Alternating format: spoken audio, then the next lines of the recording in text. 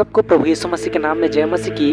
दोस्तों, पिछले कुछ वीडियोस में हमने इस्लाम और कुरान के विषय में थोड़ी बहुत बात की और कुछ मुस्लिम भाई बहनों की गवाही को भी आपको दिखाया, जिससे कि इस्लाम के बारे में कुछ जानकारी हो और हमारे मुस्लिम भाई बहनों को सच्चाई पता चल सके। देखिए, मुस्लिम्स हमेशा कहते हैं कि हम ईसा मसीह को मानते हैं, उनका सम्मान करते हैं, लेकिन वहीं अगर कोई मुस्लिम यीशु मसीह को जानना चाहे या बाइबल पढ़ना चाहे तो उसका विरोध किया जाता है। यहाँ तक कि उसके घर में बाइबल रखने तक भी दिया नहीं जाता। जैसा कि हमने पहले ही आपको बताया था, उनका मानना है कि बाइबल बदल दिया गया है और यीशु कोई खुदा नहीं है और ना ही खुदा का बेटा है, और उनको बचपन से यही सिखाया जाता है कि हमेशा इस्लाम के दायरे में ही रहना है और किसी भी ईसाई या हिंदू से बात नहीं करनी है। दोस्तों, आइए इस वीडियो में हम एक मुस्लिम बहन की गवाही को देखेंगे, जिन्हें यीशु मसीह पर ईमान लाने और बाइबल पढ़ने पर उनके परिवार वालों ने ही उनको घर में कैद कर लिया और 45 साल के एक आदमी से उनकी शादी तय कर दी। लेकिन परमेश्वर ने किस प्रकार उन्हें वहां से निकाला और अपनी महिमा में आगे बढ़ाया, आप लोग खुद ही इस बहन से ही सुनिए। मेरा नाम शाहाना है और मैं हिंदुस्तान की रहने वाली हूँ। मैं एक सुन्नी मुस्लिम परिवार से हूँ, जिसमें हमारे माँ बाप को हम लोग 5 बच्चे और मेरे माँ बाप कुल मिला के हमारे परिवार में 7 लोग हैं। इसके बाद जब मैंने ग्रेजुएशन में फर्स्ट ईयर में जब एडमिशन लिया, तब वहाँ मुझे एक मेरी दोस्त थी जो मसीही थी। उस दोस्त के ज़रिए मुझे हमेशा हम दोनों के बीच में तकरार और बहस हुआ करती थी, क्योंकि वो जब भी मेरे पास आती थी तो मसीह का पैगाम लेकर आती थी। क्योंकि हमको बचपन से ही सिखाया गया था कि क्रिश्चियन से या मसीही लोगों से बात नहीं करना, क्योंकि वो सब गलत हैं। उनके साथ बातचीत करना भी हमको कुफ्र के बराबर है। बचपन से ही हमारे दिमागों में ये बात बिठा दी गई थी कि ना क्रिश्चियन से दोस्ती करनी है, ना हिंदू से दोस्ती करनी है, बल्कि जो मुस्लिम है मुस्लिम के दरमियान में ही रहना है और सारे इस्लाम के रूल्स फॉलो करना है। तो मैंने उसे एक दिन कह दिया कि अगर तुमको मसीह के बारे में कुछ बताना है, बेहतर है कि तुम मुझसे ना बात करो, क्योंकि मैं नहीं चाहती कि तुमसे दोस्ती करूं और तुमसे कुछ बातें सुनूं। इस तरह मैं मसीह में भी, अपने इस्लाम में भी बहुत पाबंद थी। नमाज, 5 वक्त की नमाज करना, सुबह सुबह सवेरे उठकर 4 बजे 4:30 बजे उठकर तहज्जुद की नमाज करना और अपने परिवार के लिए दुआ करना और रमज़ान के रोज़े रहना। हर चीज़ में मैं अपनी माँ बाप की बात सुनना, हर चीज़ में मैं पाबंदी थी और अपनी जिम्मेदारी से अपनी इस्लाम की जो तालीम दी गई थी उन तालीम पर पूरा रहती थी और उन हर तालीम को पूरी तरह से मैं अदा करती थी। लेकिन कई बार मेरे परिवार में ऐसा होता था कि कई दुख दर्द आते थे, जिसके लिए मैं दुआ करती तो कभी हमारी दुआ कबूल नहीं होती थी। सालों से इतने बार इस्लाम में रहकर दुआ करने के बाद भी हमारी दुआओं की जवाब नहीं दी गई। मेरे मन में हमेशा ये ख्याल आता था कि क्यों ऐसा है और क्यों अरबी में ही पढ़ने के लिए कहा गया। जो इतने सारे पैगंबर आए उनको कहा गया कि लास्ट मोहम्मद ही हैं, क्यों ऐसा कहा गया? मुझे हमेशा ये सवाल मेरे अंदर उठा करते थे और मैं हमेशा ये जानती थी, ये सुनते आती थी कि कुरान में लिखा हुआ है कि अगर तुम्हें कोई शक है तो तुम पहले जाके अहले किताब वालों से पूछो। अहले किताब यानी मसीही लोगों से जाके पूछो।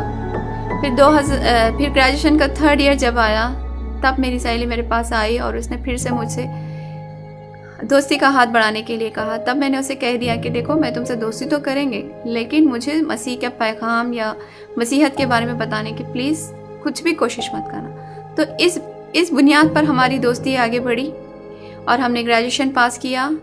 उसके बाद फिर मुझे मक्का जाने का मौका मिला, क्योंकि मेरे मामा लोग उधर हुआ करते थे। तो उस तरह मैंने उम्रा किया। लेकिन उम्रा जाने के बाद मैंने काबा के कपड़े को पकड़कर बहुत रोई कि वहाँ ये दुआ की कि अगर खुदा तो सच में है तो मुझे दिखाई दे। जब मैं उम्रा करके मक्के से जब हिंदुस्तान को वापस आई, बस थोड़े ही दिन, 1 हफ्ता नहीं गुजरा होगा कि मेरी फिर से मुझे मन में आ रहा था कि मैं उस दोस्त से मिलूं। तो मैंने झट से उसका नंबर अपनी डायरी में देखना शुरू कर दिया और फिर मैंने उसे फ़ोन किया और उसे मिलने की चाहत इकरार की। तब वो मुझे मिली और मिलकर उससे हम बातचीत किए। तब वो मसीहत के बारे में कुछ बातचीत नहीं की, जैसे हमने ऐसे ही नॉर्मली बात की। तब मैंने उससे कहा कि कैसी हो, क्या है। तब उसने एक सवाल किया कि मैं तुमसे एक सवाल करना चाहती हूँ, क्यों तुम्हारे इस्लाम में एक आदमी को 4 शादी करने के लिए इजाज़त दी गई?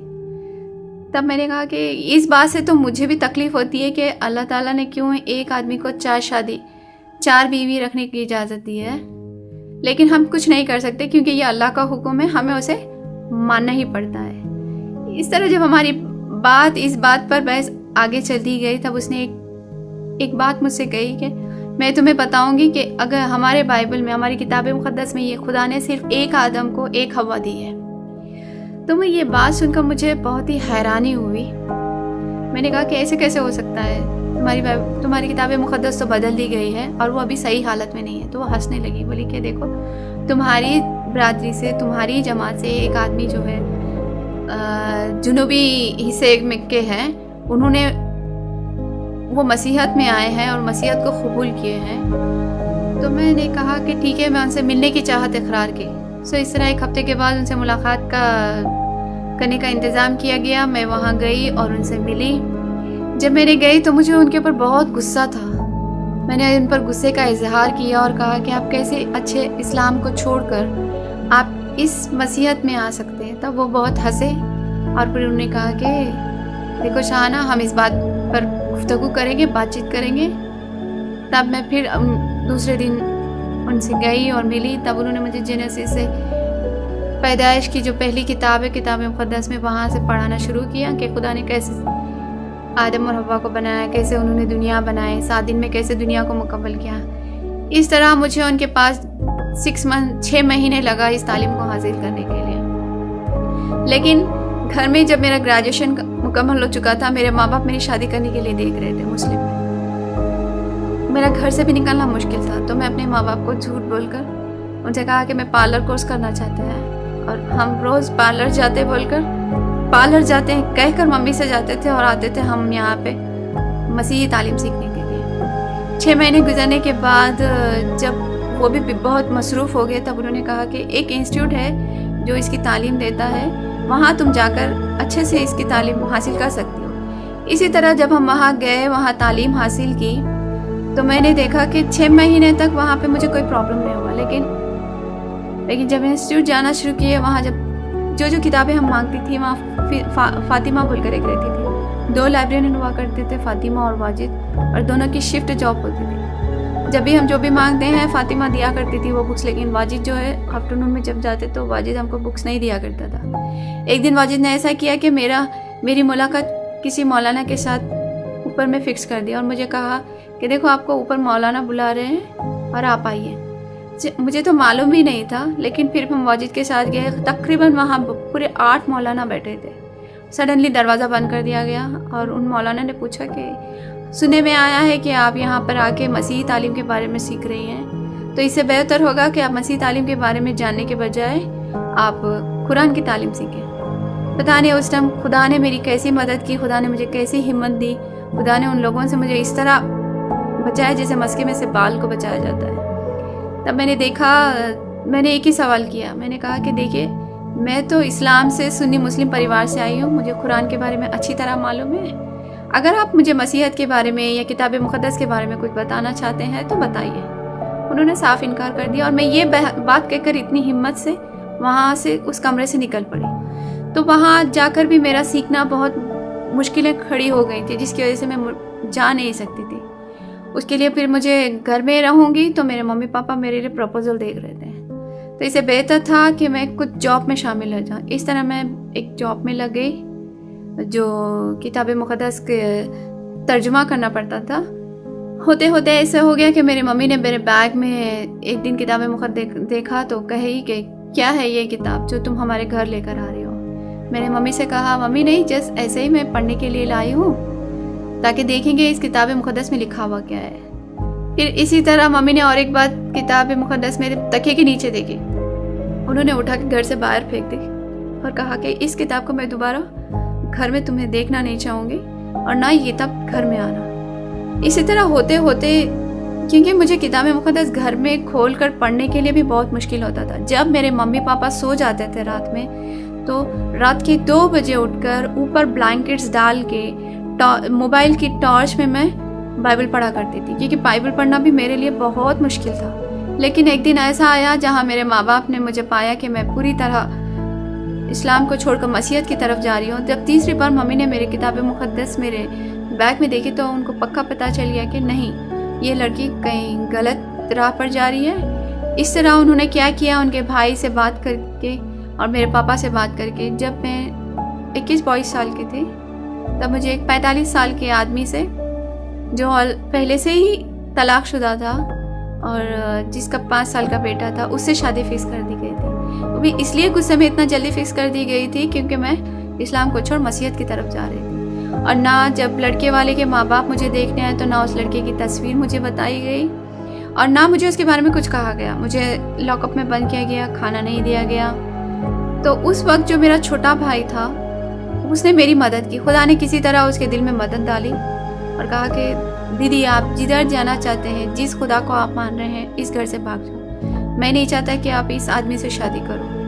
तो बस शादी के एक दिन पहले मैं उस घर से भाग निकली। मैंने एक लेटर लिखा और लेटर लिखा कि मम्मी पापा आप मुझे माफ़ कीजिए क्योंकि मैंने मसीहत पर ईमान लाया है और यहाँ से मुझे ढूंढने की कोशिश मत कीजिए क्योंकि मैं एक मसीही आदमी से शादी करूँगी और मैं आपके घर से कुछ लेकर नहीं भाग रही हूँ, बल्कि मसीह के लिए यहाँ से घर छोड़कर जा रही हूँ। और वहाँ से निकल पड़ी। अपना एक जोड़ा जो मैंने पहना था वही बुर्का और चप्पल, अपना पर्स खाली लिए, 10 रुपये लिए और वहाँ से निकल पड़े। सुबह 5:30 बजे सीधे निकले गए अपने जिन्होंने तालीम दी थी मसीहत की, उनके पास गए और उनके पास जाकर ये सारी कहानी सुनाई। तभी उनके वाइफ की पहचान में, जो उनकी वाइफ की मम्मी जो थी, उनकी पहचान में एक लड़का था जो, वो लोग हिंदू कन्वर्ट है, वो हिंदू परिवार से आए हैं जो मसीह पर ईमान लेकर आए थे। उन्होंने क्या किया, एक दिन ऐसी ही बात छेड़ी कि देखो उस लड़के से बात करके देखते हैं, अगर वो लड़का राज़ी होता है तब फिर बात आगे बढ़ाएंगे। इस तरह मेरी शादी बहुत जल्दबाजी में हो गई। मुझे पता भी नहीं चला कि मैंने किसको क्या देखना है, क्या लड़का कितना पढ़ा लिखा है, कितना दौलतमंद है, कितना कमाता है, इसकी क्वालिफिकेशन कितनी है, मैंने ये सब कुछ नहीं देखा। बस जैसे जैसे सामने रास्ता दिख रहा था मैं उस रास्ते को अपनाई। हमारी शादी हुई, उसके बाद हम वहाँ से नॉर्थ साइड निकल पड़े क्योंकि मुझे फिर हिंदुस्तान में रहना, क्योंकि मेरे पापा कह चुके थे कि तुम हमारे परिवार के लिए मर चुकी हो, फिर तुम अपना चेहरा हमें नहीं दिखाना, तुम हमारी औलाद में नहीं हो और ना तुम्हें कोई जायदाद दी जाएगी। इस तरह घर से निकले 11 साल तक मेरे मम्मी पापा के साथ मेरा कोई कांटेक्ट या कोई रिलेशनशिप या कोई रिश्ता नहीं रहा। बल्कि फिर जस्ट 1-1.5 साल पहले ही ऐसा हुआ कि खुदा ने मेरे मम्मी पापा से मुलाकात कराई। एक मेरी ज़िंदगी में हर चीज़ एक ऐसा खुदा का अजूबा और हुआ जो मैं बता नहीं सकती। मैंने उस अजूबे को और उस मोजिज़ात को देखे हैं जो खुदा ने मेरी ज़िंदगी में किए।